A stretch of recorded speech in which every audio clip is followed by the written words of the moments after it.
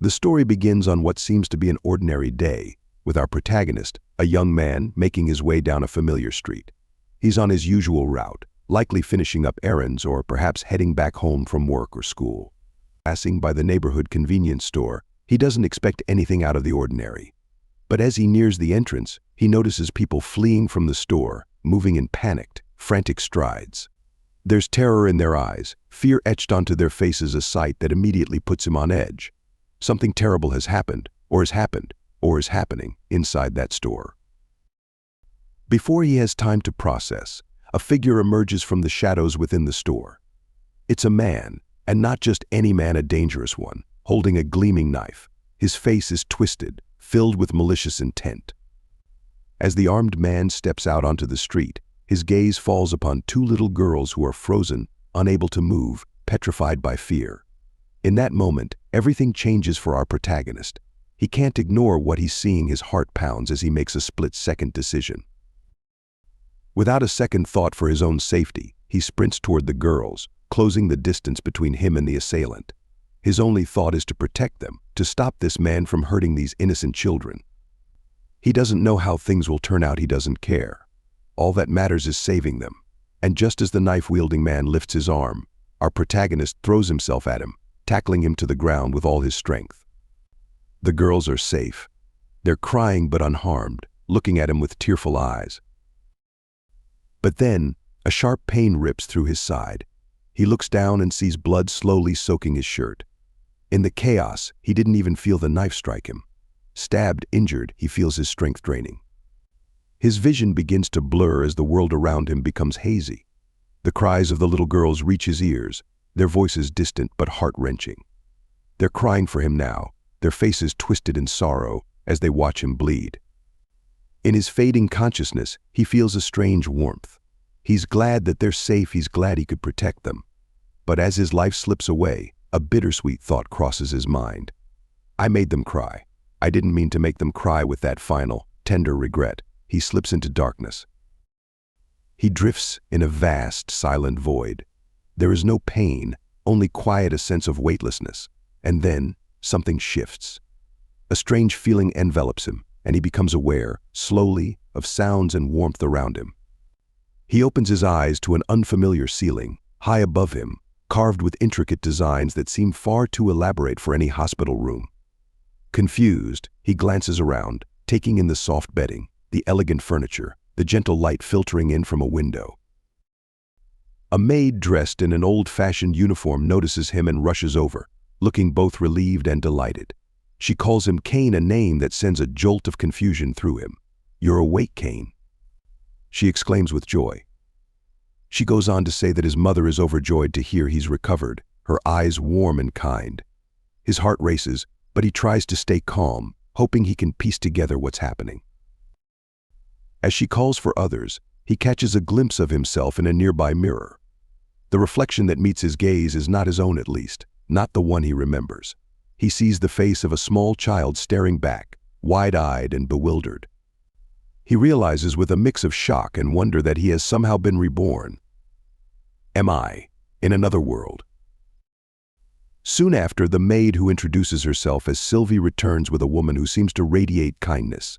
She's his mother, apparently, her face soft with motherly concern as she gently touches his cheek. She calls him Cain as well, her voice filled with affection. As they speak, he begins to understand he is in a noble family, reborn as a young boy with a new family and a new life in an unfamiliar world. When they leave to prepare a meal for him, he sits up, still dazed, struggling to come to terms with his reality. He had saved those girls, sacrificed his life without a second thought.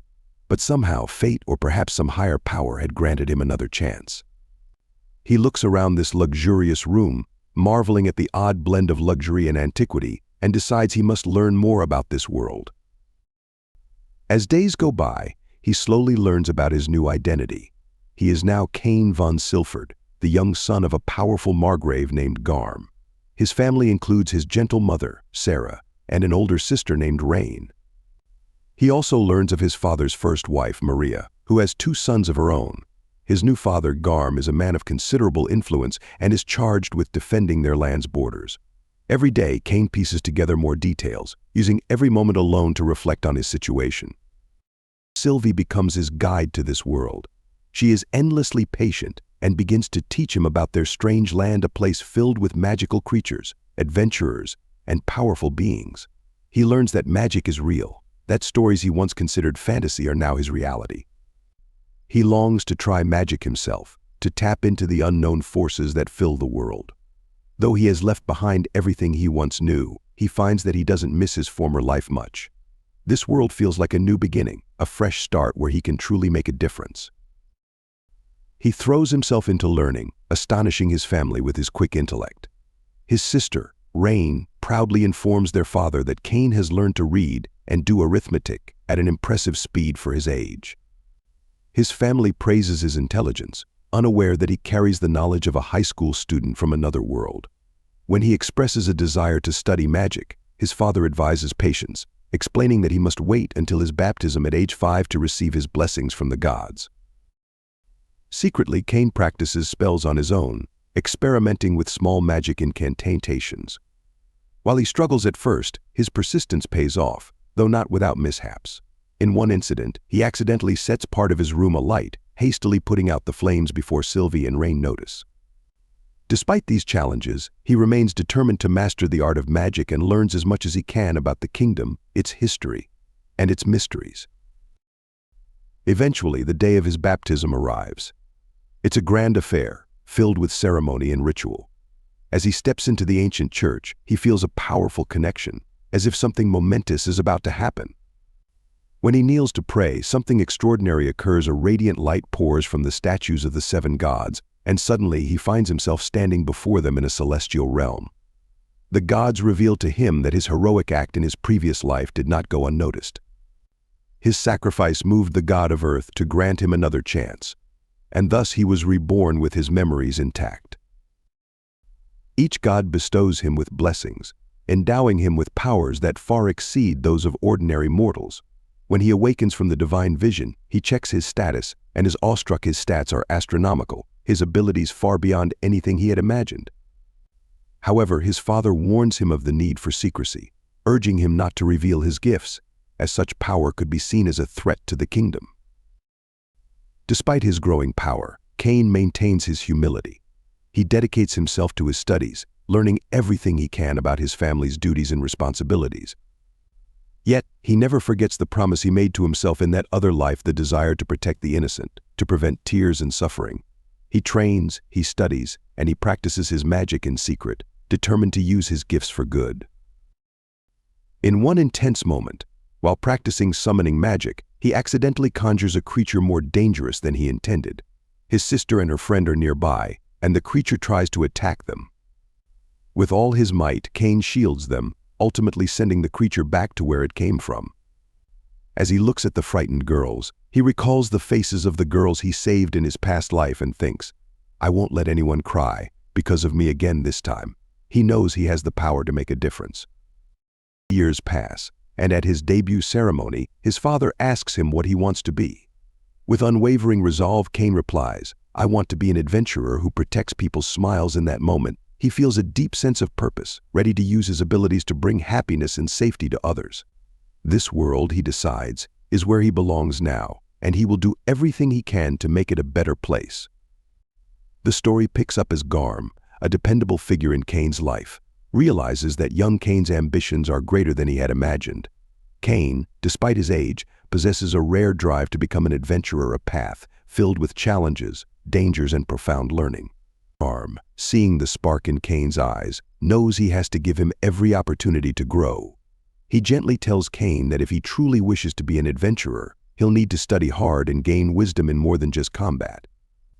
Garm promises to find him a tutor, someone with both knowledge and strength, to guide Cain on this extraordinary path.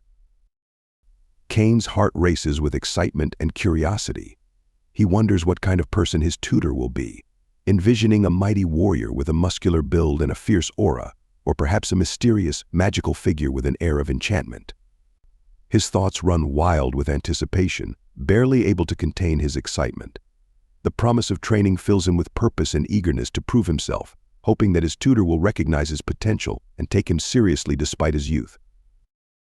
The awaited day arrives. Sylvie, the ever-supportive family servant, approaches Cain with a warm smile, announcing that his tutor has arrived. Without a second thought, Cain, eager to make an impression, decides to teleport himself to his new tutor using his move spell. In his haste, however, he misjudges the spell, materializing directly into the arms of a young woman. In a humorously awkward moment, he finds himself pressed against her chest. The girl, amused by the situation, teases him playfully, asking if he's in need of a nurse, adding with a grin that she's not quite ready to produce milk yet. Cain, his face flushed with embarrassment, hurriedly apologizes, stammering as he tries to explain himself. The butler steps in smoothly, rescuing Cain from his awkward moment, and introduces the two women as his new tutors. Their names are Millie and Nina. Millie, with a head of vibrant red hair and an aura of fiery energy, exudes confidence. She carries herself like a true adventurer, and there's a glint in her eye that hints at a playful but competitive spirit. Beside her stands Nina, an elegant green-haired elf with a calm and composed demeanor. Her presence is almost ethereal, and her gaze reveals a wisdom beyond her years. Both women introduce themselves formally to Cain's parents, bowing respectfully as they declare their roles as D-rank adventurers. Cain, however, is eager to break down the formalities. With his youthful enthusiasm, he tells them they don't need to speak so politely after all, they're his tutors now. Garm, overseeing this exchange, clarifies that these two remarkable adventurers will be training Cain for the next 3 years. Cain can barely contain his excitement, knowing he's about to embark on an incredible journey of growth and learning. Without delay, Millie, eager to get started, leads Cain to the training grounds. She announces that they'll be starting with the fundamentals of swordsmanship, eager to see what the young boy is capable of. Cain, gripping the sword with both hands, begins practicing his swings, pouring every ounce of his energy into each move. To her surprise, Millie notices that Cain's technique is uncommonly polished for someone his age. Each swing is precise and deliberate, betraying a natural affinity for the sword that even seasoned warriors would admire. Nina, observing from the sidelines, remarks in awe that Cain might even be more skilled than Millie herself. Not one to back down from a challenge, Millie playfully refuses to be bested by a 5-year-old. She decides to test him further, suggesting they have a mock battle to see his full potential. Cain's eyes sparkle with excitement as he readies himself, eager to prove his worth. As the battle begins, Cain attacks with remarkable agility and speed, surprising both his tutors. He moves with the confidence of someone blessed by the gods, and Nina, astonished by his prowess, wonders aloud if Cain possesses the protection of the god of war. Cain, his face lighting up with pride, admits that he does, but shyly adds that his father warned him not to speak of it outside the family. Realizing that Cain's strength in combat is already beyond what she had expected, Millie knows she won't be able to keep up at this rate. She turns to Nina, proposing they move on to the next phase magic. Nina, who possesses level 3 protection from the goddess of magic, is more than ready to share her knowledge. She begins by explaining the fundamentals, demonstrating a few basic spells, but as soon as she starts, Cain interrupts, revealing that he already knows these spells. Curious, Nina asks him to demonstrate, and Cain surprises them by casting magic without any incantations, a skill that even the most experienced mages find difficult. The ease with which he performs the spell, and the fact that he can use all elemental magic, leaves both Millie and Nina in disbelief. Only mages of the sage class can usually master multiple elements, but here Cain is, mastering them at just 5 years old. Nina wonders aloud if he also has the protection of the god of magic, to which Cain nods, causing his tutors to exchange glances filled with amazement and bewilderment. As if that weren't enough, Cain casually pulls a towel from his item box, a rare magical skill that only the most adept adventurers can possess. Millie and Nina can hardly believe it every time they think they've seen the extent of his abilities. Cain surprises them further. In a whisper, Millie confides to Nina that they may not be able to teach him anything he doesn't already know. Nevertheless, they press on, hoping to find new ways to challenge him and help him refine his abilities. Given Cain's immense power, they realize that training within the mansion grounds might be dangerous. Cain timidly admits that he's never left the mansion, except for his baptism, and his tutors agree it's time for him to explore beyond its walls. After discussing it with Garm, who gives his blessing with a tinge of concern, they venture out into the plains, where Cain can freely practice his spells without worry. Out in the open, Nina encourages Cain to try an intermediate spell on a nearby boulder. With a confident nod, he casts Firewall, reducing the boulder to rubble with a single blast. His tutors are astonished yet again, as such spells normally require significant energy and control. However, Cain seems unfazed, his magic reserves barely depleted. As they press on, a killer rabbit, a common, yet surprisingly vicious creature, leaps at Cain. Reacting instantly, Cain casts an air bullet, taking down the creature with precision. He proudly stores his first kill in his item box, his face beaming with pride at the prospect of showing it to his family. The training intensifies over the next few years, and Cain's abilities continue to grow at an alarming rate. He learns search magic from Nina, mastering it instantly, and even locating specific numbers of creatures in the area.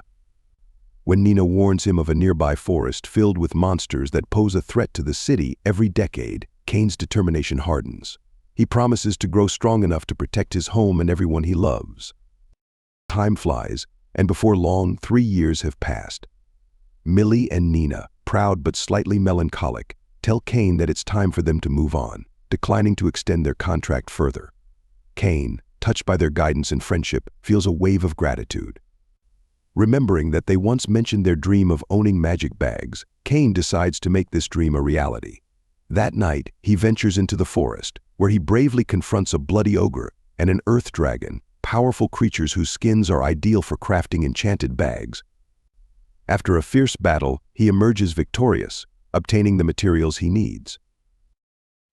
The next morning, as Millie and Nina prepare to leave, Cain presents them with the magic bags he created himself.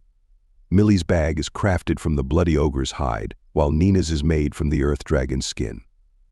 Each bag can hold an enormous amount, even as much as his mansion, a feature that leaves them speechless. They thank Cain with heartfelt kisses on his cheeks, promising him they'll always be there if he ever needs their help. That night, as Cain reflects on his journey, he's met by Garm, who holds up a familiar towel found in the forest, the evidence of Cain's recent adventure. Garm, ever the cautious father, gently reminds Cain of his youth and urges him to stay mindful of his limits. Cain, though stronger than ever, listens earnestly, knowing that no matter how powerful he becomes, he'll always have more to learn. In the years ahead, Cain dreams of standing as a protector, stronger and wiser, for the world and for the ones he cherishes most. The story unfolds as young Cain, with his remarkable strength and potential, finds himself face to face with a formidable dragon. Standing tall, its scales gleam in the sunlight, and its eyes burn with ancient fury. This powerful beast, feared by all, lets out a deafening roar, daring anyone to challenge it. But Cain, with a calmness far beyond his years, steps forward, his hand tightly gripping his weapon. Taking a deep breath, he focuses every ounce of his energy, channeling his power into a single strike. In one swift and decisive motion, Cain brings his weapon down, slicing through the dragon as though it were no more than air. The creature, once mighty and unstoppable, crumbles before him, lifeless. Cain blinks in disbelief, standing amidst the silence that follows the creature's fall. He feels a surge of pride mixed with astonishment, hardly able to accept that he has slain such a powerful being with a single blow. To confirm, he cautiously approaches the dragon's still body, nudging it gently. It's truly defeated. Overcome by curiosity, Cain checks his stats and finds something staggering. His magic points exceed 80 million, an almost incomprehensible level for anyone, especially someone his age. As he scans his stats further, he notices 2 new titles awarded to him: Enemy of All Monsters and Dragon Killer. These titles bring a sense of achievement, but they also remind him of the weight of his actions and the responsibilities that come with such power. 2 years pass since that fateful battle. Now 10 years old, Cain is on his way to the royal capital, where he will make his official debut in society. His young friend Rien, who's been eagerly awaiting this day, is thrilled at the prospect of living together in the capital. She dreams out loud of the adventures they'll share and urges Cain to start attending the academy right away. Her father, however, steps in gently, reminding her that Cain is still too young and cannot officially start his studies until he turns 12. Rien, undeterred, declares that she'll take the Academy's top position in the entrance exams, determined to prove her abilities. Cain, with his characteristic curiosity, asks how long their journey to the capital will take. Garm, his father, explains that it should take about a week if they don't encounter any monsters along the way. Ever proactive, Cain activates his search skill and quickly discovers that a battle is already raging 3 kilometers ahead. He senses a dozen or so knights struggling against a horde of monsters. Without hesitation, he informs his father, and Garm instructs their own knights to increase their pace. However, Cain, realizing that the knights might not arrive in time, takes matters into his own hands. He channels his wind magic, launching himself forward in a swift gust. As Cain reaches the scene, he witnesses the knights, fatigued and battered, struggling against a swarm of orcs, their leader a powerful orc general looming over them. Cain jumps into the fray, wielding both his magic and sword skills with unmatched precision. Each movement is fluid and calculated, his attacks cutting through the orcs with ease. In a matter of moments, he has defeated not only the orc soldiers but the fearsome general as well. Once the dust settles, Cain introduces himself to the astonished knights, revealing his noble lineage as the third son of Margrave Cain von Silford.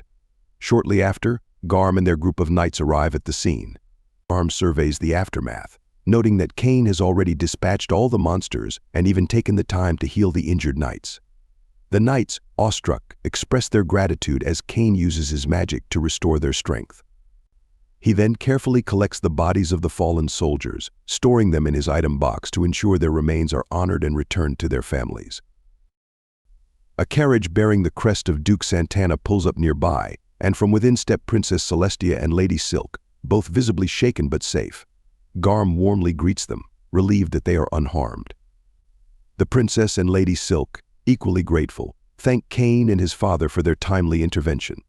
Intrigued by Cain's skills and bravery, the ladies ask for his name, and he introduces himself formally. Celestia, feeling faint from the day's horrors, winces as a headache takes hold. Noticing her discomfort, Cain respectfully asks her permission to use a calming spell, offering her a reprieve from the fear and exhaustion. With her consent, Cain casts his relax spell, soothing her mind and bringing her peace. Both Celestia and Silk feel their tension and stress melt away, their hearts suddenly lighter, and they express their appreciation with warm smiles. Silk, captivated by Cain's prowess, compliments his skill with both sword and magic, even teasing him slightly with admiration. The princess and Lady Silk, now feeling more comfortable around Cain, start to compete playfully for his attention, each vying to express her gratitude. Cain mentions that he's headed to the capital for his debut, and the ladies, delighted to discover their shared destination, insist that he travel with them. The royal guards move aside, allowing Cain to join the ladies in their luxurious carriage. Cain quickly realizes that the space is a bit too cramped, so he politely offers to sit on the opposite side. The princess and Lady Silk, however, plead with him to stay close, confessing that they feel safer with him by their side. As they settle into their journey, the princess shyly asks Cain to call her Teles, while Lady Silk insists he address her simply as Silk. Cain hesitates, aware of the social hierarchy that places these noble ladies well above his rank, but they insist, making it clear that they want no formalities between friends. Cain eventually agrees, though not without some embarrassment. As they near the town of Renoma, a guard interrupts their conversation, instructing everyone to prepare to disembark. Cain, feeling slightly embarrassed about the intimate carriage ride, wonders if the guards had been watching their interactions. In the town, Cain bids the ladies goodnight, only to have them insist that he stay with them. Silk claims that the unsettling memories of the earlier battle still haunt her, and Celestia, echoing her sentiment, expresses fear of being alone after the day's harrowing events. Garm, ever the watchful father, gently suggests that it may not be proper for Cain to share a room with young ladies, but the princess argues passionately, claiming they won't sleep soundly without Cain nearby. Relenting under their persistent requests, Garm finally arranges a large room for them all to stay together, warning Cain to act with discretion. As night falls, the princess and Silk rearrange their beds to be as close as possible to Cain, seeking comfort in his presence. Despite his protests, they assure him that they feel safer knowing he's nearby, insisting that this arrangement is the only way they'll be able to sleep. Cain, though a little flustered, agrees, promising to guard them through the night. The next morning, after a restless night, Cain emerges exhausted but determined to continue his journey. Over the following days, he finds himself in much the same situation, with the princess in silk frequently drawing close to him under various pretexts. By the time they reach the royal capital, Cain is sleep-deprived but proud to have protected his companions every step of the way. At the gates, a knight named Diam, the vice-captain of the Royal Chivalric Order, greets them, noticing the close bond the young ladies seem to share with Cain. After they recount how Cain saved them from the orc attack, Diam thanks him with deep respect and admiration. Cain retrieves the bodies of the fallen soldiers from his item box, allowing them to be given proper honors and farewells. Diam expresses his profound gratitude, noting that Cain's efforts ensure these brave souls will be returned to their families. Shortly afterward, the king himself summons Cain for an audience. In the grand throne room, the court listens as the minister recounts Cain's heroics, detailing how he single-handedly defeated 50 orcs and saved the princess and Lady Silk. The nobles murmur in astonishment, struggling to comprehend such feats from someone so young. Impressed by Cain's bravery and skill, the king bestows upon him the rank of baron, along with 10 platinum coins and a mansion. One nobleman, Corgino, protests, arguing that it's improper to grant a title to a 10-year-old. The king, however, stands firm, recognizing Cain's extraordinary potential and the need to secure him as an asset to the kingdom. The king, with a hint of warmth, extends an invitation to Cain and his father to join him in the parlor afterward, where they are joined by Duke Eric von Santana, Lady Silk's father. The king and the duke, grateful for Cain's heroics, propose an engagement between Cain and their daughters, citing the deep bond he has already formed with them during the journey. Cain, cornered by the noble logic of their request, has little choice but to agree, realizing that the engagement, though unexpected, is a way to cement his loyalty to the kingdom and his place within its noble circles. Later, Cain reflects on the whirlwind of events that have transpired since he set out on this journey.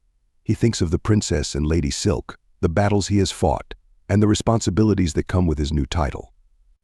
The weight of his powers, his newfound duties, and his connections to the royal family all dawn on him, leaving him both excited and humbled by the path before him. His adventure has only just begun, and with his new allies, titles, and purpose, he is determined to rise to whatever challenges the future may hold. The story continues with young Cain stepping into the hallowed halls of the church, an air of reverence surrounding him as he prepares for a rare audience with the gods. His mind, however, is preoccupied. Cain's journey has been so extraordinary that he himself feels the need to consult the higher powers about his own strength. With a mixture of awe and concern, he humbly admits to the gods, "I think I may have overdone it with my leveling. My power feels a bit overwhelming." He waits with bated breath as he reveals his status, and the god Xenum, in all his wisdom, assesses the numbers that have elevated Cain far beyond the realm of ordinary mortals. Xenum's voice resounds with a curious mix of admiration and gravity. "Your strength is indeed remarkable, almost beyond comprehension for one so young. Tell me, Cain, would you consider taking your place as a demigod?" Xenum explains that the path of a demigod would align Cain with the mighty divine dragons and revered holy beasts' immortal protectors who bridge the human and divine realms. Cain feels a wave of awe sweep over him, the weight of such an offer almost too much to bear. But Xenum gently reminds him, "You must understand that even with such power, there are limits to what one soul can achieve alone." Shifting from this solemn proposition, Xenum's demeanor lightens, and with a wry smile, he brings up the lack of entertainment in their celestial realm. "Cain," he says, a glint in his divine eye, "you bring wisdom and knowledge from another world. Might you share with us something new, something that could bring some joy here?" Cain recalls fond memories of his past life and wonders if games from his old world might bring delight to this one. The gods eagerly encourage him, and with an excited determination, Cain promises to bring something new to life. The scene transitions, and Cain now finds himself in a bustling clothing shop, attempting to help his sister Rien with her shopping. But as her choices become increasingly elaborate, Cain starts feeling the familiar awkwardness of standing among so many dresses. He quietly slips outside for a breath of fresh air, where he stumbles upon Parma, the cat girl he saved during one of his earlier adventures. Her bright eyes light up when she sees him, and with a cheerful grin, she asks what he's doing there. Cain explains his upcoming debut, and Parma, eager to show him her progress, leads him to her uncle's shop. There, he meets Timanis, a merchant who immediately impresses Cain with his eclectic assortment of items. Cain's mind sparks with an idea, recalling the simple yet captivating game of reversey from his past life. With a smile, he proposes the idea to Timanis, explaining that a game like reversey could entertain nobles and commoners alike. Timanis, realizing the potential, agrees wholeheartedly. Excited, Cain hands him a gold coin, assuring him that it's an investment. Timanis looks awestruck at the young boy's vision and devotion. With this plan set in motion, Cain returns to his sister, who is waiting impatiently. Rain is none too pleased at Cain's sudden disappearance, but her irritation melts into joy when Cain compliments her, saying she looks amazing in anything she wears. Her smile grows, and she insists on showing him every outfit in her collection, a task Cain finds both endearing and exhausting. Soon enough, Timanis completes the first reversey prototype, and Cain is thrilled with how it has turned out. He eagerly tests the game with Parma, teaching her the rules and marveling at how perfectly it fits into this world. Cain requests 2 different versions, a luxurious one for the nobility and a simpler version for everyone else, foreseeing the appeal across social classes. He asks Timanis to produce an especially lavish set for the royal family, hoping it will make a memorable gift. Finally, the day of Cain's debut ceremony arrives. He feels a mixture of excitement and apprehension as his family arrives at the Grand Palace, where he is about to present himself to the kingdom. His father Garm warns him of the attention he'll draw, especially from noble families eager to introduce their daughters to the newly minted baron. Cain, though embarrassed, promises he'll handle it. Entering the magnificent hall, Cain notices familiar faces, including Duke Eric and his daughter Silk. The Duke's warm but imposing demeanor reminds Cain of their last encounter, which wasn't quite public. Eric expresses gratitude for saving his daughter's life, hoping they'll build a lasting friendship. Cain then meets the king and his family. The princess blushes when Cain, with genuine admiration, calls her outfit divine. The king raises an eyebrow, asking Garm how he managed to raise such a smooth talker. Cain can only chuckle nervously, sensing the king's protective gaze on his daughter. Taking a deep breath, Cain presents the king with the extravagant reversey set he had commissioned, explaining its popularity and hoping it will be enjoyed across the kingdom. The king's interest is piqued, and he invites Cain to discuss the game further in private after the ceremony. The king then slyly mentions he would also like to discuss future prospects concerning his daughter, leaving Cain flustered. Cain navigates the crowd, meeting various nobles, each encounter more demanding than the last.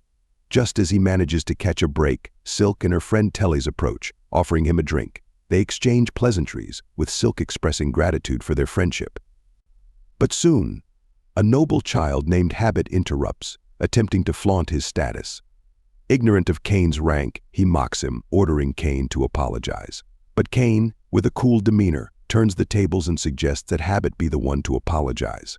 This infuriates Habit, who challenges Cain to a duel outside. Once outside, Habit's lackeys attempt to cast spells to intimidate Cain. Yet, comically, their spells are weak, merely fizzling in the air. Silk, feigning shock, finally reveals Cain's true status as a baron and the heroic rescuer of the princess. Faced with the reality of Cain's accomplishments, Habit and his friends bow humbly, asking Cain's forgiveness, then make a hasty retreat. Silk, laughing, teases Cain about his strategic silence, and in a playful twist, she demands a date in return for her silence about the incident with Telly's. After the party, Cain keeps his promise and presents the game to the king in private. The king is thrilled, envisioning the joy it will bring to his court. Eric then subtly reminds Cain of his promise to take Silk on a date, giving Cain a knowing look and a word of caution about his daughter's engagement plans, though still unofficial. Cain promises to handle everything with care, feeling both excitement and a slight pressure at his newfound responsibilities and relationships. The night ends with Cain pondering how his life has transformed. From defeating monsters and gaining godlike strength, to entering the royal circle and winning the trust of the kingdom, he is living a life beyond his wildest dreams. And yet, with each step he takes, Cain is increasingly aware that he is walking a delicate line between honor and duty as he prepares to face whatever awaits him next with all the courage he can muster. The story continues as Cain, still exhilarated by the whirlwind events, finally receives the keys and a map for his new mansion from Minister Magna. Magna chuckles, mentioning with a glint in his eye that the king had actually wanted to play a match of reversey with Cain as soon as he heard Cain was coming by. It had taken some serious persuasion to convince the king to wait. Cain is both honored and amused by the king's enthusiasm, but as he watches Magna and the other nobles in the room, he realizes something going home early might not be in the cards after all. Just then, Duke Eric walks in, eager to challenge Cain to his own match of reversey. Magna and several other nobles quickly chime in, each requesting a turn to play. Cain smiles with a mix of pride and resignation, realizing he'll be spending a bit more time here. It's not every day, after all, that a young baron captivates the interest of the realm's most influential figures. After several matches, the scene shifts to Cain arriving at his new mansion. Standing before it, he takes in the rundown exterior, the once grand building clearly showing the ravages of time. Even as he steps inside, the dim interior, cluttered with dust and broken furniture, doesn't faze him. With a quiet determination, Cain casts a light spell, illuminating each neglected corner as he begins his exploration. As he wanders from room to room, he sees the potential hidden beneath the grime and decay. Thinking to himself, he decides the mansion needs a serious makeover. Channeling his magic, he casts all clean and all repair spells. Instantly, the dust vanishes, walls and floors mend, and the mansion is restored to its former beauty. Cain feels a swell of pride as he surveys the now pristine space. It almost seems to sparkle. Moments later, Sylvie arrives with a group of maids. Her face lights up as she steps inside, delighted that Cain invited her to join him here. She's determined to make the mansion feel like a home, and she directs the maids to begin cleaning the various rooms. They soon realize, however, that the place is already spotless. Cain sheepishly admits to using magic to do the heavy lifting, which amuses Sylvie but impresses the maids even more. As the maids settle in, Cain's new butler, Colon, introduces himself, mentioning that Seabase, Cain's former butler, has spoken very highly of him. Cain is touched, realizing how fortunate he is to have such loyal and dedicated people around him. Colon reassures Cain that he and the maids will handle everything, suggesting Cain return to his family's mansion to greet his visiting brothers. The scene shifts again as Cain, back at his family home, is greeted by his brothers, who tease him about becoming a baron before them. Rain, Cain's sister, expresses her eagerness to see her brother's new mansion. The brothers, teasingly, warn her that it might still be haunted or falling apart. Rain boldly declares that her little brother, the newly minted baron, will protect her if anything goes awry. Cain laughs, assuring her there's nothing to fear. The next scene unfolds as Cain proudly gives his family a tour of the newly restored mansion. His parents and Rain are visibly awestruck. Garm, his father, marvels at how Cain transformed the mansion from the crumbling ruin it once was, suspecting magic was at work. Cain nods, explaining that he used magic for the restoration. His father, however, notes that something is missing: artwork, decorations, and the kind of luxurious items nobles expect to see. Determined to make the mansion truly worthy of a noble, Cain listens as Garm suggests he adorn the space with paintings, fine vases, and even mounted trophies. Smiling, Cain assures his father that he already has a mounted piece of red dragon trophy, in fact. Just then, they hear Sylvie's startled cry for help. Rushing to her, they find the maids trembling before the impressive, life-sized mounted red dragon in the foyer. Cain realizes he may have neglected to warn them about it.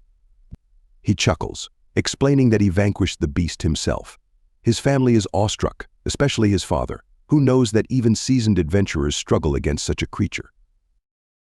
Later, as they continue exploring, they reach the washroom where Rain and his mother exclaim in astonishment at a unique feature: an enchanted toilet that, at the touch of a button, sprays a gentle stream of water.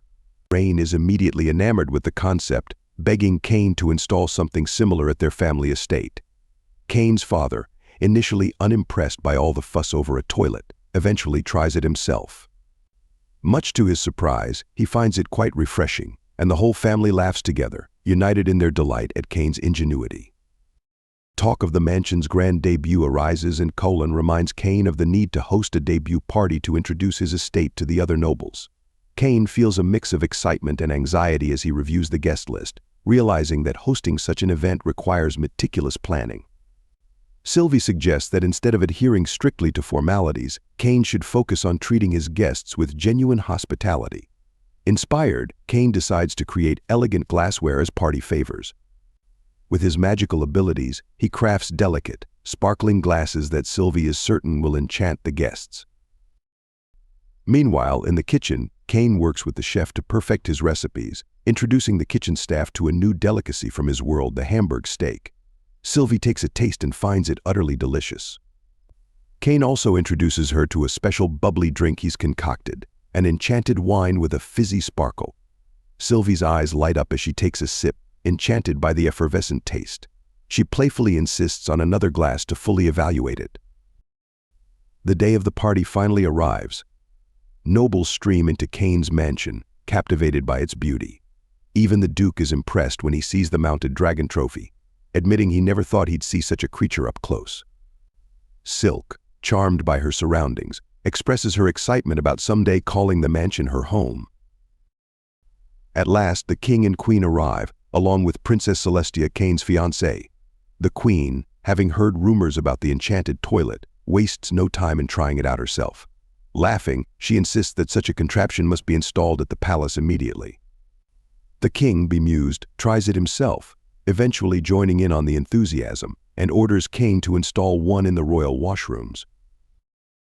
However, not all is perfect. Marquis Corgino, a noble with a penchant for criticism, arrives. From the outset, he sneers at everything: the food, the glasses, the decor, finding fault with each.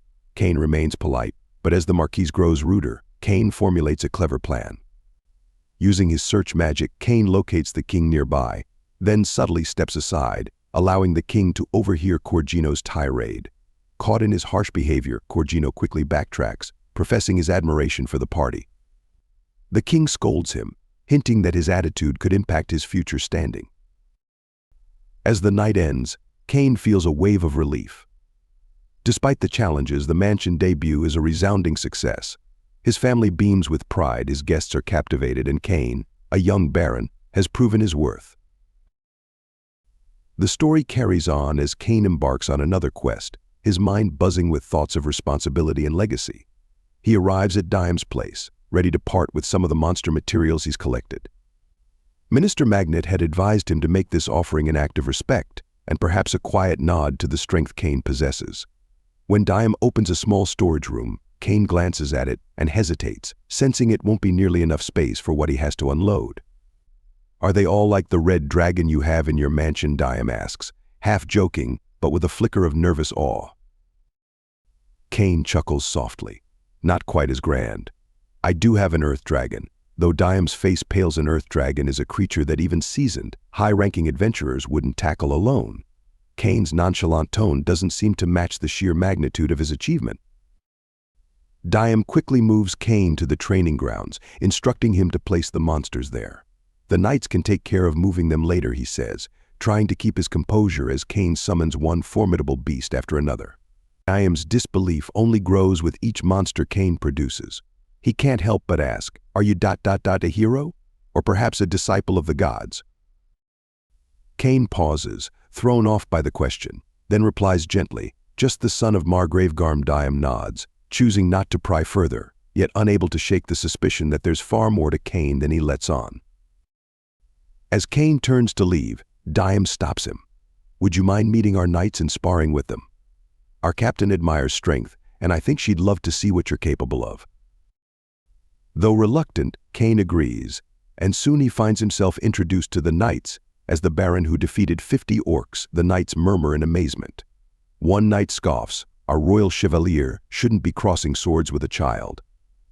Yet moments later he stands across from Cain in a sparring ring.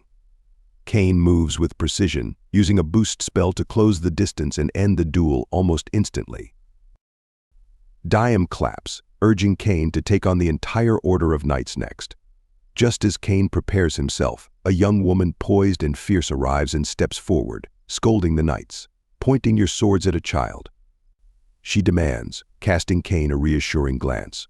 She's the captain, and she's clearly protective. With gleaming excitement, she requests a duel with Cain. Their match is intense, a whirlwind of flashing blades and magic as they each push the limits of their strength and speed. Cain surprises her with his clock-up spell, surpassing even her boosted speed, and within moments, he claims victory. The captain, seemingly undeterred, declares with a grin, "I've decided. I'm going to marry you." The knights gasp, and Cain, stunned, stammers out, "I'm only 10, and I don't even know you." Laughing, she introduces herself as Tifanna von Liebert, the daughter of Duke Liebert of the Northern Forest, and a viscountess. "Don't worry about age differences, I'm an elf. I'll live at least 300 years, she assures him, confident in her decision. Despite her lineage and social rank, Tifanna boldly insists she'll marry Cain, as she promised her father she'd only return home with a worthy partner. Cain's discomfort grows. He explains that, though honored, he must speak with his family first. Tifanna, unfazed, orders Dime to arrange a meeting with the king immediately. Dime's sigh reflects Cain's sentiment. This situation has spiraled beyond anything he could have imagined. In a blur of introductions and explanations, they find themselves before the king. With surprising directness, Tifanna declares, "Cain and I are to be married." The king blinks, turning to Cain. After hearing his story, the king asks, "Have you told her about Princess Talesia and Lady Silk?" Cain, blushing, admits he hasn't, considering it a confidential matter. Garm shakes his head in exasperation, noting that Tifanna's position as the daughter of Duke Liebert, the head of a territory as powerful as a small nation, adds complexity. Tifanna, undeterred by the revelation of Cain's other engagements, only grows more resolute, enchanted by the idea that he's already acknowledged by royalty and nobility alike. The king, seeing her determination, suggests she write a letter to her father, seeking his permission, and to wait before making any more plans. Tifanna readily agrees, leading Cain to draft the letter, and the king sighs, reflecting on Cain's power. Dime hints that perhaps Cain is no ordinary boy and may be destined for something greater. Later, Cain's fatigue shows, and he confides in Dime that Tifanna's training sessions are relentless, each one pushing him to his limits. "Thanks to you, she's gotten even stronger," Dime jokes. Tifanna soon seeks him out, eager for more sparring. But before she can spot him, Dime hastily drags Cain away, saying the king has summoned him again. This time, the king presents Cain with a book of emperor-level magic texts passed down in the royal family. As he inspects it, Cain realizes that this spellbook is written in a language long forgotten to this world, Japanese. The king, sensing Cain's knowledge, urges him to reveal his true identity. Cain hesitates, wrestling with the fear of losing everything if he's honest. After a deep breath, Cain begins. "I have memories of a past life, of a place called Japan. The first king of this land was from there too." He feels a weight lift as he continues, apologizing for keeping his secret for so long, worried his family might now view him differently. But the king, moved by Cain's sincerity, accepts his story, affirming that he's still the Cain they know and cherish. Just as the moment of understanding settles, Tifanna bursts in, waving a letter approving her marriage to Cain. The others exchange weary glances, and Cain, with a mix of resignation and amusement, is whisked away by Tifanna, who insists on yet another mock battle. And so Cain continues his journey, a hero, a noble, and a friend, with each new challenge unfolding a deeper understanding of his destiny and his heart. The story picks up with Cain carefully leafing through an ancient magic tome, a text so powerful it's reserved for only the highest levels of spellcasters. It's daunting, filled with complex emperor-level magic, but Cain's focus is unwavering. The book feels almost alive, humming with ancient energy as it reveals secrets long hidden from the world. But the biggest surprise isn't about magic at all. Instead, it's a truth buried in history that Cain hadn't fully realized until now. As he reads further, Cain's eyes widen as he stumbles upon a shocking revelation. The first king of this world, Uyatara Hirasawa, wasn't just a mythical hero, he was actually from Japan, the very place Cain remembers in distant, dream-like flashes from his own previous life. The book explains that Yuya was involved in a tragic accident back in Japan, and rather than dying, he was somehow transported to this world, much like Cain. The thought fills Cain with a strange mix of sorrow and awe. He's not alone in his experience. Someone else had once walked this same path, holding memories of a distant place, bridging two worlds in a way only a few could ever understand. Lost in thought, he's startled when he hears familiar footsteps. Telestia and Silk enter the room, and their eyes brighten at the sight of him with the massive tome. Thinking he must be studying for the academy entrance exams, they eagerly ask if they can study with him. Cain's heart aches a little as he looks at their hopeful expressions. They want to help and be close to him, but today he has other pressing matters. With a gentle smile, he apologizes and explains that he can't join them for studying just now, but promises that they'll get the chance to study together soon. Reluctantly, the girls accept his answer, though he can see the disappointment flickering in their eyes. After bidding them farewell, Cain steps out into the courtyard, only to find himself face to face with Tifana, who has her usual fierce yet friendly grin. She's been waiting for him, and without wasting a moment, she proposes a mock battle outside the capital tomorrow. Cain, surprised but appreciative of her enthusiasm, politely tells her that he's too busy for sparring just now, suggesting they reschedule. He can't tell her just yet, but today is a special day for him, one he's been anticipating for a long time. Today is his 12th birthday, the day he finally qualifies to register as an adventurer. He's been dreaming of this moment, and his heart races with excitement as he heads to the Adventurers Guild. Approaching the guild, Cain feels a mix of excitement and nerves. The place hums with activity, the walls lined with bustling adventurers, each one seemingly stronger or more seasoned than the last. As he looks around in awe, he accidentally bumps into a man with a shock of red hair. The man chuckles, recognizing Cain as a newcomer, and with a friendly pat on the shoulder, he advises Cain to take care and be mindful, as one wrong move could be the difference between life and death. Cain nods, thanking the man, but something nags at him. The man's red hair and aura seem oddly familiar, though Cain can't place where he's seen him before. Once at the counter, the guild receptionist hands Cain a registration form. Cain hesitates for a moment, contemplating whether he should include his title of Baron in his name. He knows that revealing his noble status might change how people treat him, and he doesn't want that. Determined to prove himself based on his own abilities, he leaves it out, filling in only the essentials. The receptionist takes the form, processes his registration, and hands him his very first guild card, stamped with a G rank, the starting point for all new adventurers. Cain clutches it, feeling a surge of pride and excitement. But his moment of pride is abruptly interrupted by a grating voice. A loud, rough-looking adventurer approaches, clearly sizing Cain up as an easy target. He mocks Cain, calling him a kid and telling him to run home before he gets hurt. Cain sighs inwardly. He's faced his share of bullies, and this is nothing new. The man and his friends try to intimidate him, circling around, but Cain, calm and prepared, dodges every move they make with ease, his reflexes so precise that it only flusters them further. Just when the situation seems on the brink of escalating, the red-haired man from before steps in, his presence instantly intimidating Cain's would-be attackers. They recognize him as Claude from the famous adventurer party, Ice Flame, and, realizing they're outmatched, they slink away, grumbling. Cain, relieved, thanks Claude, who smiles and explains that he stopped them for their own safety. He could tell from the way Cain moved that he wasn't someone to be trifled with. Claude, intrigued by the young adventurer's spirit, invites Cain to join him for a drink, seeing promise in the young boy. Grateful for the kindness, Cain agrees. Sitting across from each other with mugs in hand, they talk about the guild and life as an adventurer. Claude shares stories about his adventures with his wife, Lena, an ice mage, explaining how they formed Ice Flame as a duo. He encourages Cain to eventually find his own party, stressing how essential it is to have reliable allies in order to take on high-ranking quests. Just then, Lena herself appears, hands on her hips, mildly scolding Claude for drinking so early in the day. She turns her attention to Cain, smiling warmly and assuring him that he can come to her if he ever needs advice or assistance. After bidding them farewell, Cain heads to the quest board. His gaze falls upon a goblin-slaying quest, offering rewards per goblin defeated, with no upper limit. Cain's eyes sparkle. This is perfect. He accepts the quest and heads out, only to run into Tifana again.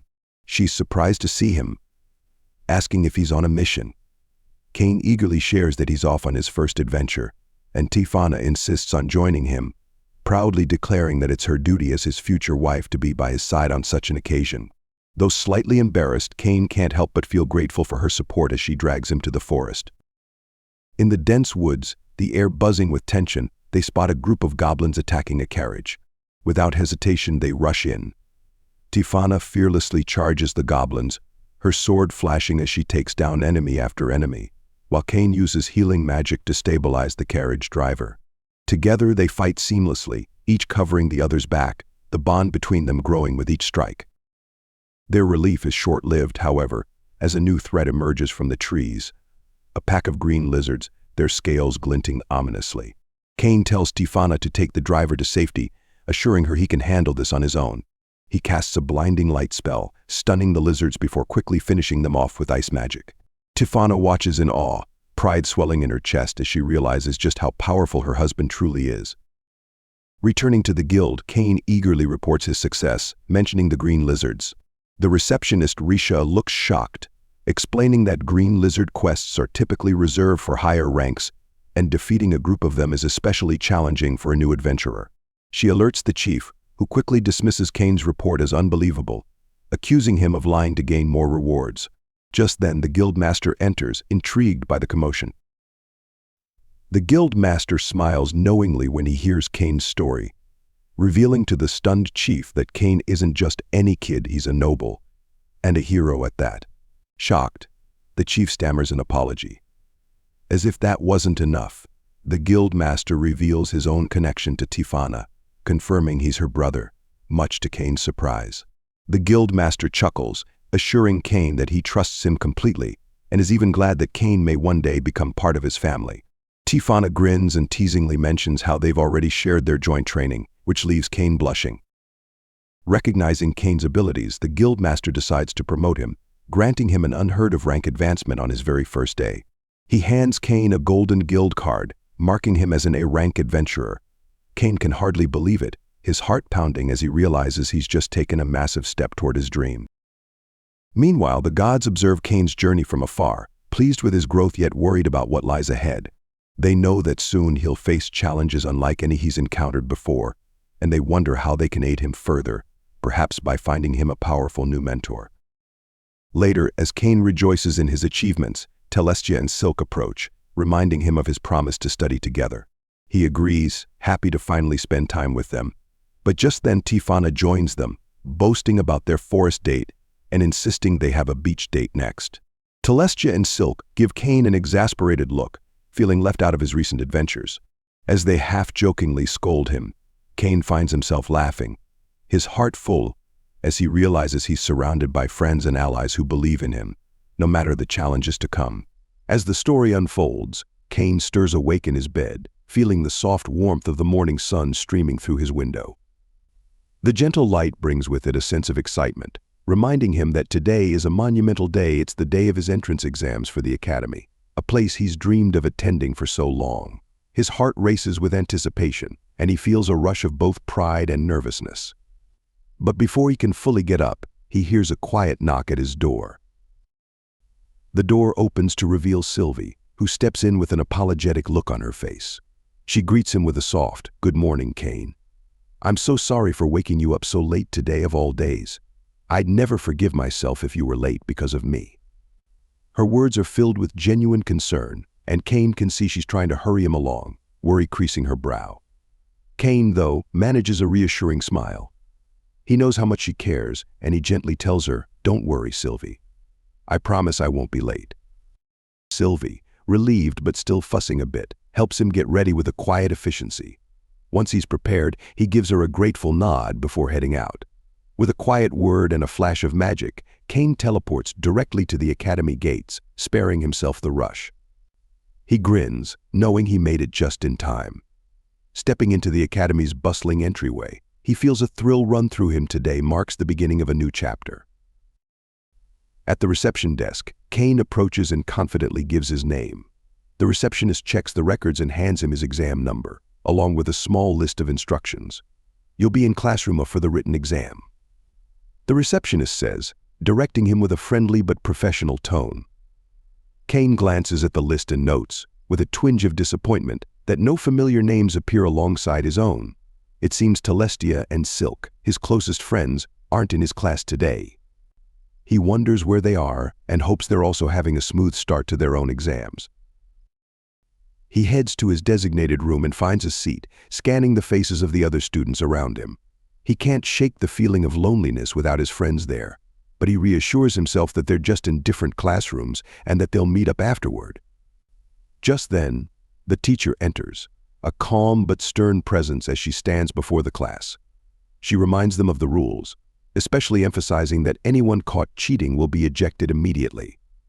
She sets a 2-hour timer and wishes them luck as the exam begins. As Cain looks over the exam questions, relief washes over him. Arithmetic, writing, history, it's all straightforward, especially for someone with a noble background. He moves through each question with ease, jotting down answers almost instinctively. Soon he's finished, feeling quite pleased. He leans back, allowing himself a moment to relax, and is surprised when the teacher gives him an inquisitive look. "Can you really afford to relax already?" she asks, raising an eyebrow. Cain chuckles softly, responding, "Actually, I've already completed the test." Her eyes widen slightly as she glances at the clock. "It's only been half an hour," she mutters, almost incredulously. Cain just nods, quietly amused, as the rest of the students continue to work. Time seems to slip by, and before he knows it, the teacher announces that the exam is over. She instructs everyone to leave their answer sheets on the desk and head to the training grounds for the magic ability assessment. Once outside, Cain feels a familiar flutter of excitement in his chest. Magic assessments are where he truly shines, and he can't wait to show what he's capable of. At the training grounds, the teacher explains that each student will be using their strongest spell to attack a target, emphasizing that a protective barrier is in place around the training area, allowing them to go all out.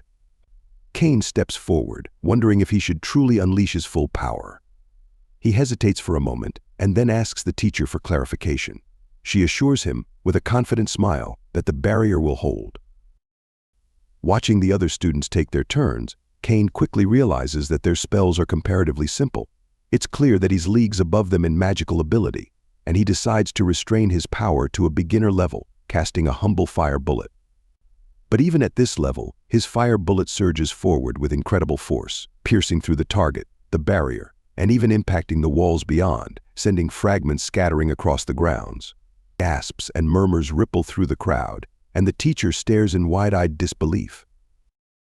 "What just happened?" she asks, still in shock. Cain shrugs, saying simply, "I used fire bullet." The teacher can barely contain her amazement. A beginner-level spell can cause this much damage. Once they confirm no one was injured, the teacher gathers herself, still eyeing him warily, and directs everyone to the swordsmanship exam. As they arrive, the teacher introduces a group of special guests from the Adventurers Guild. Among them is none other than Claude, a seasoned adventurer Cain has encountered before. Claude's eyes light up with recognition, and with a hearty laugh, he asks Cain what he's doing at the exam. Cain explains with a modest smile, "I'm here for the Academy entrance exam." To his surprise, Claude then offers to be his sparring partner, eager to test the young talent. Cain tries to politely decline, sensing the tension in the air, but the teacher insists, eager to see how he handles the challenge. Realizing he has little choice, Cain takes up his sword, bracing himself for a serious match. Claude grins, clearly excited, and they begin to spar. Cain quickly realizes that Claude, as a rank adventurer, is indeed skilled. He focuses, activating a simple boost spell to match his opponent's pace, and their blades clash, echoing across the training grounds. The other examinees stare, mesmerized by the intensity of the match, though it becomes evident that they're somewhat intimidated. Cain senses this and attempts to hold back, not wanting to alarm them further, but Claude, relishing the challenge, steps up his efforts, even casting his own boost spell. The teacher finally steps in, stopping the match with a light reprimand. She reminds both of them that this is merely an entrance exam, not a full-scale duel, and that they're scaring the other applicants. Claude, catching his breath, chuckles and pats Cain on the shoulder. "We'll have to do this again sometime," he says warmly. Cain smiles, though he can't help but think to himself that he'd rather avoid another match of that intensity if he can help it. With his exam concluded, The teacher tells Cain he's free to go and should return when the results are announced. As Cain makes his way home, his mind drifts to how the day unfolded. Once he arrives, Sylvie meets him at the door, a smile brightening her face as she asks eagerly, "How did it go?" Cain grins, reporting that he thinks he did well, and Sylvie's face lights up with joy. She insists that they celebrate with a feast, and despite his modest protests, his stomach growls, betraying his hunger. Laughing, Sylvie heads to the kitchen to start preparations. Later that evening, Cain finds himself summoned to the palace, where the king greets him with a curious expression. Cain, the king begins, "I hear you made quite an impression at the academy." Cain scratches his head, recounting the teacher's request to use his full power and how, despite using only a beginner-level spell, he managed to destroy the barrier. The king listens intently, even more intrigued when Cain casually mentions that he could have used much more powerful magic but chose not to. Amused yet mildly exasperated, the king reminds Cain to take extra caution, especially given his extraordinary abilities. He warns Cain to be mindful, as he doesn't want to cause unnecessary commotion. The next day, Cain arrives at the academy to check the results and is thrilled to see he's placed first. As he savors his achievement, Silk approaches with a teasing smile, congratulating him while mentioning the uproar he caused. She adds that Celestia is upset because she couldn't watch him on the day of the exams. Cain blushes, feeling slightly embarrassed by his unintended chaos, but Silk reassures him, saying Celestia will forgive him soon enough. As they chat, his older sister, Rain, appears, congratulating him on his high marks and reminding him to prepare for the entrance ceremony speech. Cain stammers, having not realized he'd have to give a speech, but Rain merely smiles and tells him it's already been announced.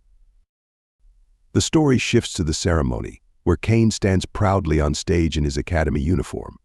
In his speech, he expresses his hope that the academy will be a place for people of all backgrounds to connect and learn together. His words resonate with the students, many of whom clap and cheer, inspired by his ideals.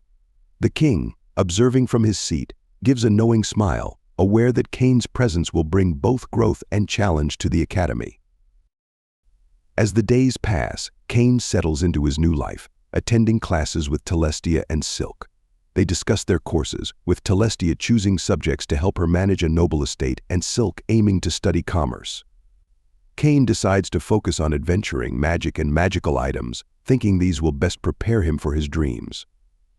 One afternoon, Cain sees some nobles bullying a fellow student, Parma, insisting she leave the academy so they can take her spot. Cain steps in, admonishing them firmly and reminding them that nobility doesn't make them superior. Celestia and Silk, watching nearby, lend their voices, and the bullies retreat, chastened. Cain apologizes to Parma for the delay, and she thanks him, grateful to be his friend. As the day ends, Cain hears a voice beckoning him to the library. Following it, he's led to a grand mansion where a mysterious figure resembling the first king awaits him. The two share coffee, and Cain marvels at how his life has changed, filled with challenges, allies, and mysteries. The story picks up with Cain sitting across from a familiar figure, a man he had met briefly before. They are seated comfortably, enjoying the warmth and aroma of freshly brewed coffee. As Cain sips, he can't shake the feeling that there's something extraordinary about this man. The man finally breaks the silence, his voice gentle yet powerful. "I've heard about you from Xenum and the others," he says with a small, knowing smile. Cain feels a slight thrill. The mention of Xenum, his mentor and ally, fills him with a mixture of nostalgia and anticipation. There is a mystery around this man that Cain is beginning to sense. The man then leans forward, his eyes piercing yet calm. "Allow me to introduce myself," he says. "My name is Yuya Tara Harasawa." The name alone makes Cain's breath catch. He recognizes it immediately. This man, sitting casually in front of him with an otherworldly air, is none other than Yuya, the first king of Esfort, a figure of legend. Cain stammers, the first king. But Esfort was founded 3 centuries ago. You should be. His mind races, torn between awe and disbelief. It's as if he's sitting with a relic from the past, something not meant to still exist in this realm. Yuya smiles, as if reading his thoughts. "Yes, Esfort was indeed founded 300 years ago, but I am as present now as I was then," he says, his voice steady. The words hang in the air, thick with mystery, and Cain feels a shiver run down his spine. "Are you a ghost?" then Cain asks, half joking to mask the unease in his voice. Yuya chuckles. "You could call me that, but I'd prefer if you used your judgment skill and see for yourself." Curious and slightly apprehensive, Cain activates his judgment ability, peering into Yuya's stats. The result shocks him. He reads, wide-eyed, the title God of Creation attached to Yuya's name. Yuya notices Cain's expression and nods. "Yes, it's true," he says calmly. "I am the God of Creation. I was the one who forged this world, a place we call Fat Neil." Cain's mind reels. His disbelief turns to stunned silence as he grapples with the implications. This man or God was the creator of his entire world. It seemed unimaginable, yet here Yuya was, sitting before him, unchanged even after 300 years, speaking with him as if it were a casual chat. Taking another sip of his coffee, Yuya explains, "I summoned you here, Cain, because Xenom and the others have asked me to help train you." Cain's stomach flips at the thought of more training. He already feels like he's struggling to manage his current abilities. But Yuya's gaze holds a silent insistence, as if he understands the weight of Cain's hesitation. "Here," Yuya says, sliding a plate of cookies toward him. "Try to take one." Cain raises an eyebrow, feeling a bit bewildered. "Cookie," he reaches out, fully expecting to pluck one off the plate without issue. But as he tries, his hand stops, unable to grasp even a crumb. Yuya watches him with a calm patience as Cain struggles, unable to take a single cookie. Flustered, Cain pulls his hand back. "Why can't I do it?" he wonders aloud, frustration coloring his tone. Yuya's expression turns serious. "Cain, there is a reason for this training. There's someone in this world who must be stopped, and you're the only one with the potential to do so." Cain's mind races, trying to imagine who could be so dangerous that he needs this kind of power to confront them. "Who is it?" Cain asks, his curiosity mingled with dread.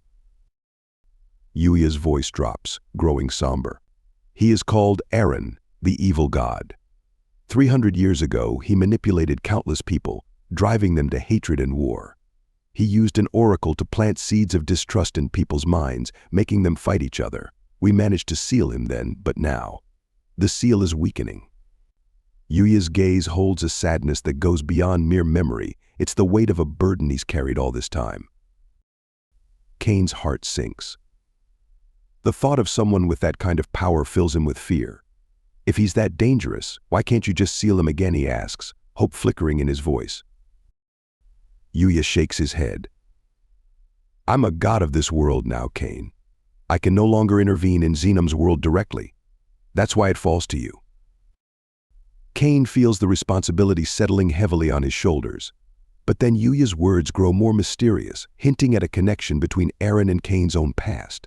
Cain asks what he means, but Yuya only smiles. Yuya then snaps his fingers, and in an instant, the scene changes. Cain finds himself standing by an endless ocean, the waves crashing at his feet. "From here on, I will be your teacher," Yuya says, his voice echoing across the expanse. "To reach the mansion where we met, you must do so on foot. And remember, no teleportation magic. If you want to face Eren, you must reach level 600. The words hit Cain like a punch. "But I'm only at level 300, he exclaims, trying to process the vast chasm between his current strength and what Yuya is asking of him. Yuya merely nods, acknowledging the difficulty. "I know it won't be easy, but remember, time flows differently here. A single year here is but a day in your world." He steps back, leaving Cain alone with the task that looms ahead. Cain steels himself, feeling a sense of determination take root. He steps forward, entering the dense forest surrounding him. But the moment he sets foot inside, creatures of all shapes and sizes descend upon him, fierce and unrelenting. Meanwhile, back in Cain's world, Sylvie is growing increasingly anxious. She hasn't seen Cain since the previous day, and she worries if something terrible has happened. Celestia and Silk join her in the search, the three of them combing through the school grounds and Cain's home, their concern mounting. Yet, Celestia reassures Sylvie with a confidence that's almost unshakable. "Cain is strong," she says softly. "We have to believe he'll come back to us." In the strange world Yuya has left him in, Days pass, and Cain fights battle after battle, struggling against exhaustion, isolation, and endless waves of monsters. He begins to lose hope, feeling a dark shadow overtake him, filling him with despair and loneliness. He hasn't slept soundly in what feels like an eternity. One night, as he trudges forward, he hears a faint sound, a creature's whimper. Following the sound, he finds an injured beast lying on the forest floor, breathing heavily. The sight stirs something within him, and Cain raises his weapon, murmuring that he'll end its misery.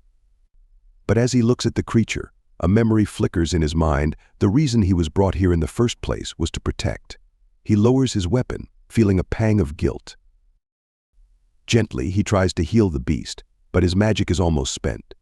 Determined not to give up, he pushes harder, forcing out every last drop of energy he has. As his strength gives way, he collapses, falling into a deep sleep. When he wakes, he finds the beast watching over him, a silent guardian in the quiet forest.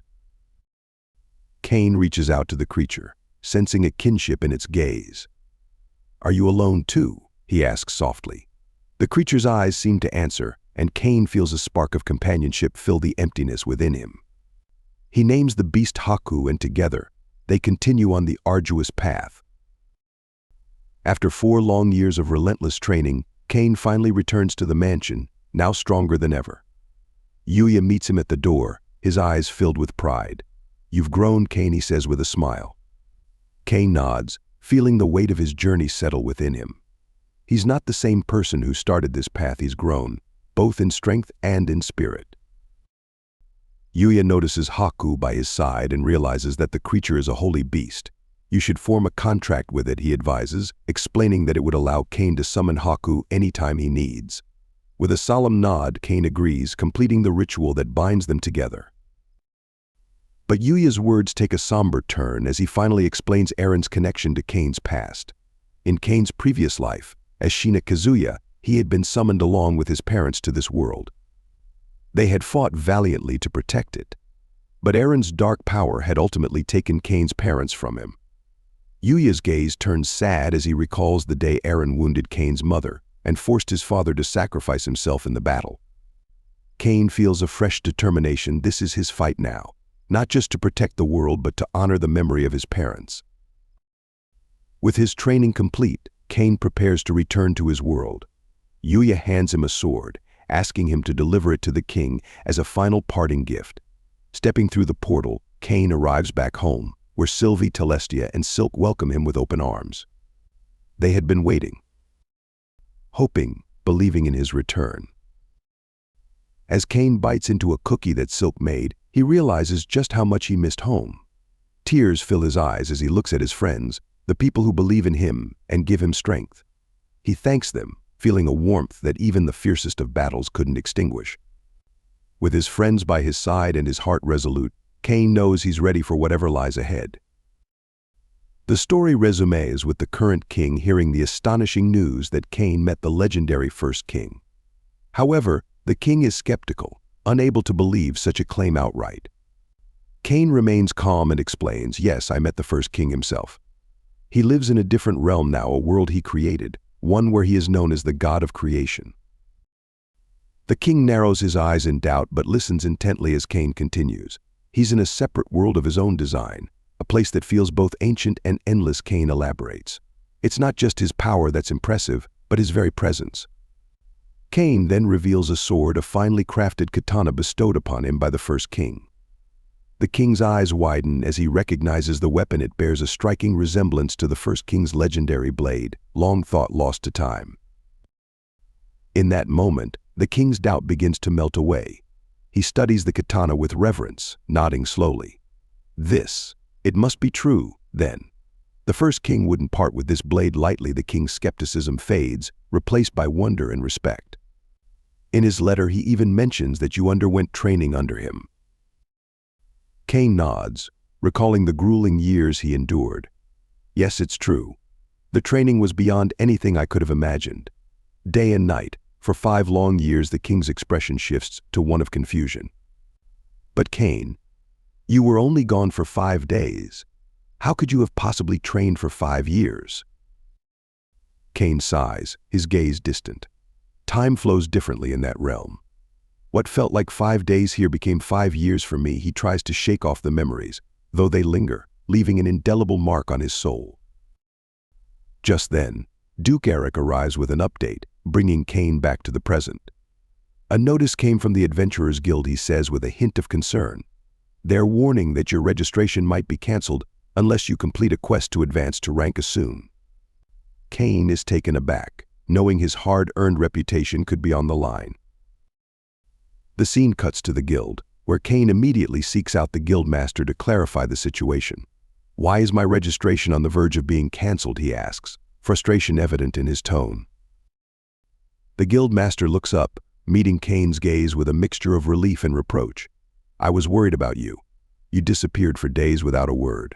We've got adventurers depending on you, Cain sighs, offering an apology, explaining that he had been preoccupied. However, the guildmaster doesn't let him off the hook so easily. I heard from Tefana that you went off somewhere without telling anyone, he says, raising an eyebrow. Cain shifts uncomfortably before refocusing on the issue at hand. About my registration, he prompts. Yes, the guildmaster waves his hand, exasperated. When I promoted you to rank A, there was a quest I needed you to complete within a set time frame. That time is almost up, he leans forward, voice firm.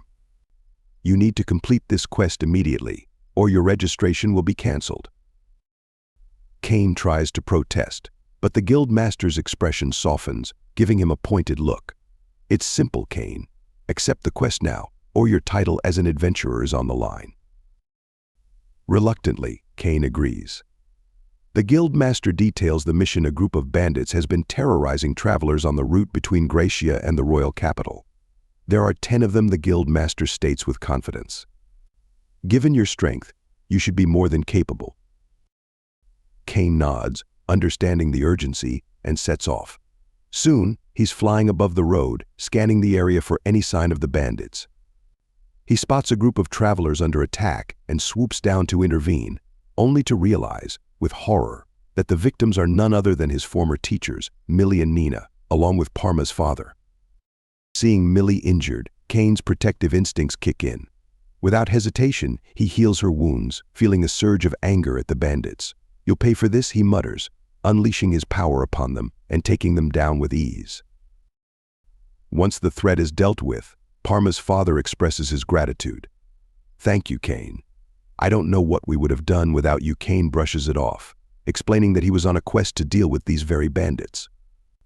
Millie and Nina, still in shock, ask, isn't this kind of quest reserved for higher ranks? Cain nods and flashes his rank card. Their astonishment only grows, and Parma's father wonders aloud what to do with the captured bandits. Leave it to me, Cain says confidently, guiding the bandits to the guild in a carriage. Back in town, they stop by Tamani's shop, where Parma's father thanks Cain once again for ensuring their safety. Parma herself marvels at Cain's dedication, noting, even on a day off from school, you're out here working hard. She chuckles, guessing that he must have other duties as a newly appointed baron. Millie and Nina, too, are amazed, with Millie remarking, you've grown so much, Cain. Cain, meanwhile, realizes he needs to report his completed quest to the guild. As he arrives, he notices that some of the same adventurers who harassed Millie and Nina previously are at it again, but a stern glance from Cain sends them packing. Odd, an experienced adventurer and Millie's brother, witnesses the scene. Not many adventurers would stand up to that group so easily, he comments, giving Cain an appraising look. Millie explains that she and Nina once tutored Cain, and Claude laughs. Well, this calls for a drink, he declares, leading them to a nearby tavern. During their conversation, Claude asks Cain how he managed to become so strong. Cain hesitates, choosing not to reveal the full truth about his divine training. Millie fills in the gaps, noting Cain's feats with a tone of admiration. He's even been appointed his own land as a baron, she adds, leaving Claude astounded. After their reunion, Cain heads to the academy, ready to showcase his progress. But his magic teacher cautions him not to use attack magic on school grounds, as even his beginner-level spells are powerful enough to disrupt the academy's barriers. Watching this from the sidelines, Claude and his companions discuss Cain's place in the class, ultimately deciding to lend him a hand. The adventurers make a surprise appearance in Cain's adventuring class, much to the students' excitement. Claude challenges the students to display their guild cards, but Cain hesitates, fearing the attention his gold rank card would attract. Instead, he claims he left it at home, and Claude tells him to keep it on him at all times. At the training grounds, Claude offers to spar with the students in mock battles. Cain eagerly waits for his turn, but Claude deliberately saves him for last. When the class finally ends without their match, Claude reassures Cain that there will be a next time. Cain's frustration simmers, and he later takes out his annoyance on the beasts in the forest near his father's domain. Unbeknownst to him, a patrol mistakes his rampage for a threat. The captain, Garm, finds evidence of his actions, including a dropped handkerchief, and reports it to the king as a possible sighting of the fabled Prince of Darkness. Later in the royal palace, the king confronts Cain, having received Garm's report. "Did you know about this?" he asks, voicing his concern about the destructive force in the forest. Cain attempts to dismiss the incident, but the king presses further, prompting Cain to finally admit the truth about his hidden training. In a distant part of the kingdom, a sinister presence stirs. A dragon, part of the dark god Aaron's form, devours monsters, and Aaron revels in the weakening seal that binds him. His ominous words echo, "The gods better prepare, for I am returning." Back in town, Garm shows Cain the handkerchief he left behind and grumbles, "You're causing quite the trouble, young man. Perhaps it's time you let us in on your plans." Cain can only smile, feeling the weight of his secret life shared among those who believe in him. The adventure continues with our protagonist, Cain, as he finds himself immersed in yet another day of magical learning. The scene unfolds in his classroom, where the lesson today is about summoning magic, a branch of mystical arts that Cain has yet to fully explore.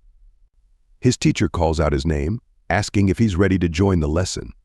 She notices that Cain has been studying on his own, diving deep into the magical arts without the aid of his classmates or teachers.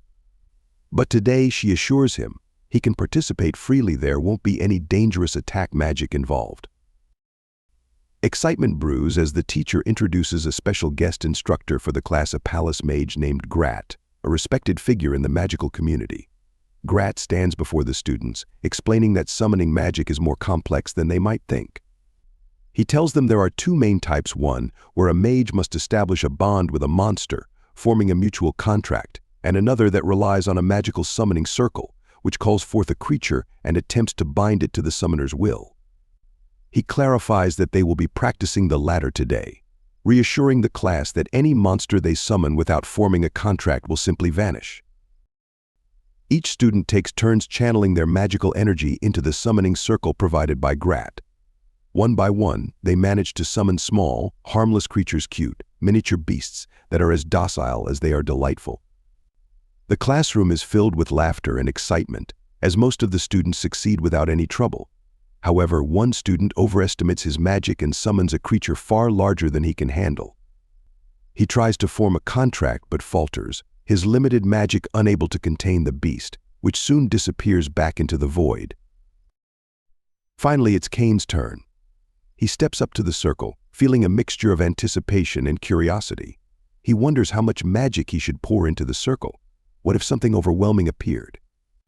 Grat notices his hesitation and, with a reassuring smile, tells him not to worry if anything too powerful shows up. It will simply vanish if Cain can't form a contract with it. With this reassurance, Cain begins to release his magic into the circle. But soon it becomes clear that something extraordinary is happening. Cain's magic power is immense, and he finds himself unable to stop pouring energy into the circle. Grat's calm demeanor shifts to concern, urging Cain to pull back. Yet the summoning continues, drawing an overwhelming amount of power until at last, a dark figure begins to emerge, a demon. And not just any demon, but the Prince of Darkness himself. He stares at Cain, bewildered by the audacity of a human daring to summon him. The classroom is plunged into silence, and Cain's classmates look on in awe and terror. The demon glares at Cain, assessing him. He sneers, questioning why someone as powerful as the Prince of Darkness has been summoned by a mere mortal. But Cain, with his quick thinking, uses a flash spell, temporarily blinding everyone, including the demon. As the demon's sight returns, he peers at Cain again, this time recognizing his unfathomable magical aura. Realization dawns on him, and he drops to his knees, addressing Cain with respect. Please, spare me, he pleads. I will gladly form a contract with you, and if you command, I would even destroy entire nations. Cain, taken aback, reassures him that he has no intention of causing such destruction.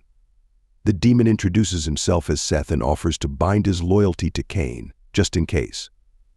With a bit of reluctance, Cain agrees, forming a contract with Seth, who then fades back into the otherworldly realm. Grat stands in shock, barely able to process what has just happened. Did Cain truly just summon the Prince of Darkness? Cain, realizing he may have overdone things, casually brushes it off, trying to downplay the event. Grat, still shaken, decides to let it slide, understanding that the powers at play are far beyond his own. Soon, news of this incident reaches the palace. The king summons Cain, wanting to know exactly what happened at the school. Cain reluctantly admits that he indeed summoned the Prince of Darkness, leaving the king wide-eyed with disbelief. The king warns Cain of the potential catastrophe that could have unfolded if the demon had turned hostile, endangering the entire capital. Cain apologizes, explaining that the magic circle seemed to have taken over, drawing out his energy in ways he couldn't control. The king orders Grat never to speak of what he has witnessed, warning him of the consequences should he break this silence. Grat agrees, fully aware of the danger. The king then commands Cain to show his current status. When Cain reveals his stats, both the king and Grat are awestruck. Cain's status is beyond mortal limits. He has reached the level of a demigod, with powers unfathomable. Once more, the king asks him if he intends to destroy the kingdom, to which Cain simply replies that he desires no such thing. Instead, he wishes to be treated as he always has been.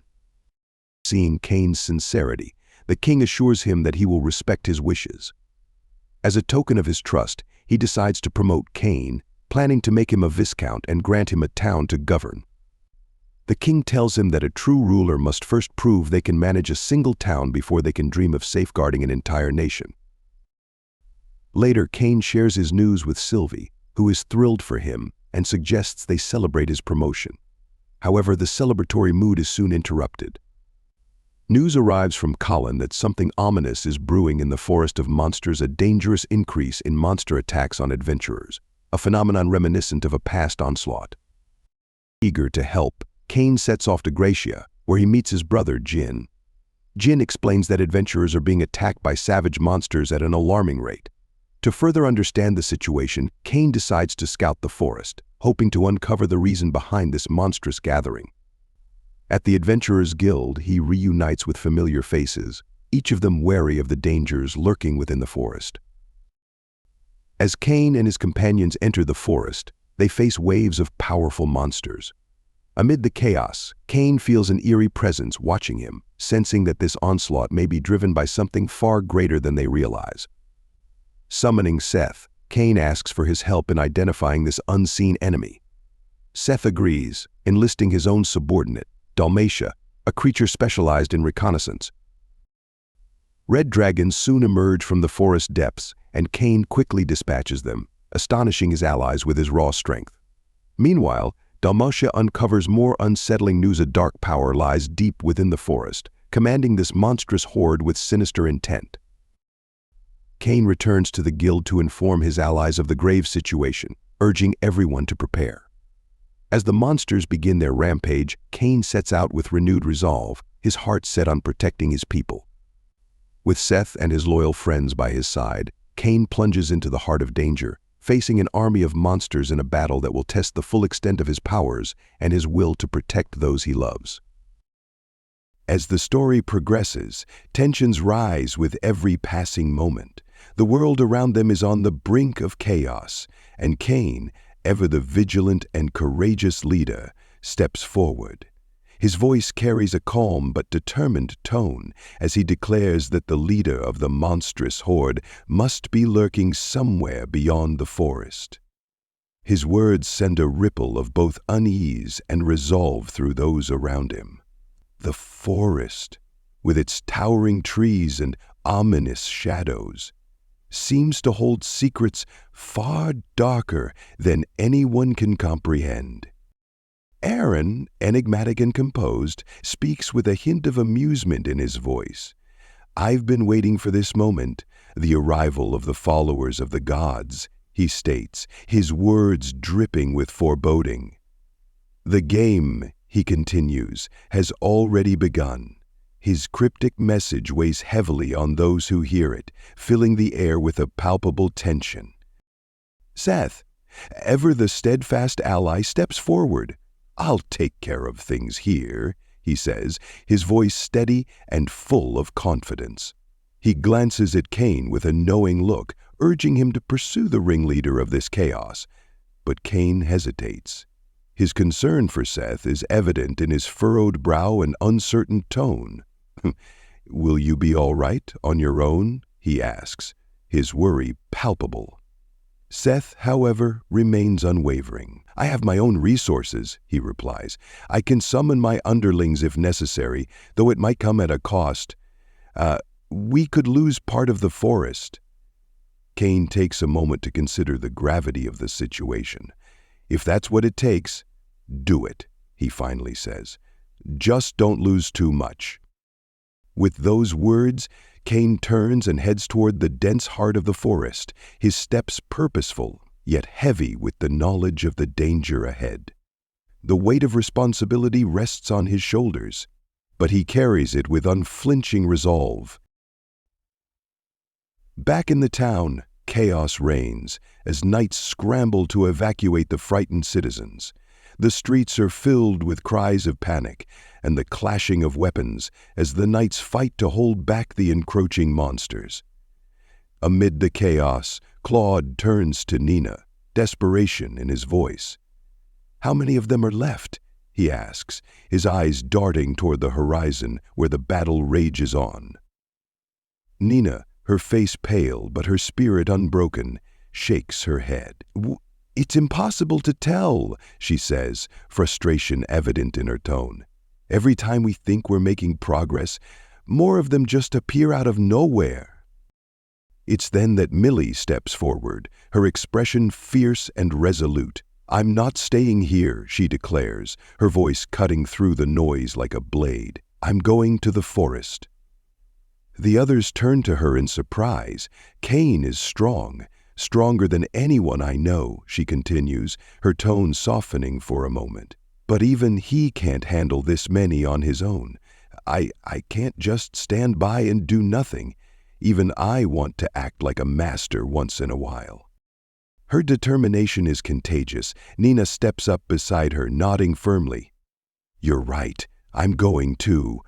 One by one, Claude and Lena join them, their expressions mirroring the resolve they feel. Together, they set off toward the forest, their hearts steeled for the battles to come. Deep within the forest, Seth prepares for the fight of his life. The air around him is heavy with the energy of the approaching monsters. With a commanding voice, he summons his most powerful allies, the 4 heavenly kings.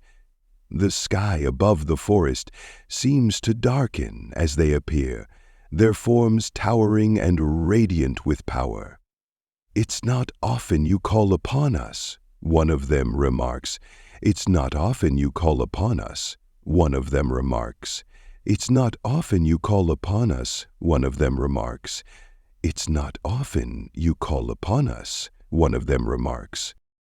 Their attention quickly shifts to the horde of monsters that surrounds them. The sheer number of creatures is staggering, a sea of darkness stretching as far as the eye can see. Seth explains, his tone calm but urgent. "A dear friend of mine has requested my help. We must hold the line here and buy him the time he needs." The kings exchange glances, their expressions thoughtful. "This friend must be extraordinary to gain the favor of the Prince of Darkness," one of them muses. Their conversation is interrupted by the sudden arrival of Dalmatia, the legendary demon general. His presence sends a wave of astonishment through the heavenly kings. "Dalmatia? What brings someone of your stature here?" they ask, their voices tinged with awe. Dalmatia responds with measured authority, explaining that he too was summoned by Seth's mysterious friend, the one chosen by the gods. The revelation leaves the kings stunned. The Prince of Darkness, aiding a god's chosen one? They murmur, disbelief evident in their voices. Seth, however, is focused. There will be time for questions later, he says, his voice firm. For now, we fight. The kings nod, their weapons glowing as they prepare for the battle ahead. Elsewhere in the forest, Cain moves with precision and purpose, his magic blazing through the darkness. Each swing of his blade and casting of his spells cuts down countless monsters. But his progress is suddenly halted by a deafening roar. Before him stands a massive black dragon, its eyes glowing with malice. The creature's voice rumbles like thunder. "You must be the one who destroyed my brethren," it growls, its tone both accusatory and mocking. Cain stares the beast down, his expression unyielding. "This is your doing, isn't it?" he demands, piecing together the truth. The dragon chuckles darkly. "You are correct," it says. "I am Eren, the god of amusement. This chaos is but a fragment of my power, a game to test the limits of humanity." Cain's heart burns with fury. "This ends here, Eren," he declares. But the dragon is unshaken. With a wave of its massive claws, it summons an even greater wave of monsters. "Let's see how long your precious friends can hold out," it taunts. The battle rages on, each scene more intense and emotional than the last. Millie, Nina, Claude, and Lena fight valiantly, but the relentless tide of monsters pushes them to their limits. Exhaustion and despair threaten to overtake them, but they refuse to give in. "We're seeing this through," Claude says, his voice strained but unwavering. "When this is over, we'll toast to Cain and the rest of us." Just as they begin to falter, reinforcements arrive in the form of Tefana and her knights. Their arrival breathes new life into the defenders. "You've done more than enough," Tefana says, her voice both commanding and compassionate. "We'll take it from here." But Claude shakes his head. "No," he says firmly, "we're in this together." Meanwhile, Cain faces Eren in a desperate battle. Despite his best efforts, even his most powerful spells seem to have little effect. Realizing he cannot win alone, he calls upon Haku and Jin. Together they launch a fierce assault. But Eren's strength proves overwhelming. Cain, battered but unyielding, recalls the faces of his friends and the people he swore to protect. "This has nothing to do with the gods," he says, his voice filled with emotion. "This is about protecting the people I love." With those words, he activates Overload, a forbidden spell that channels all his magic into a single, devastating attack. The Saint Sanctuary spell erupts from him, a pillar of light so bright it pierces the heavens. The monstrous horde is obliterated, and the battle finally comes to an end. Back in the capital, Cain is summoned by the king, who praises his bravery, but warns him about the dangers of using such powerful magic. As a reward, Cain is granted the title of Viscount and given dominion over Dorenthal, a troubled land in need of reform. Though the challenges ahead are great, Cain embraces the opportunity with hope and determination, ready to rebuild and create a brighter future for all.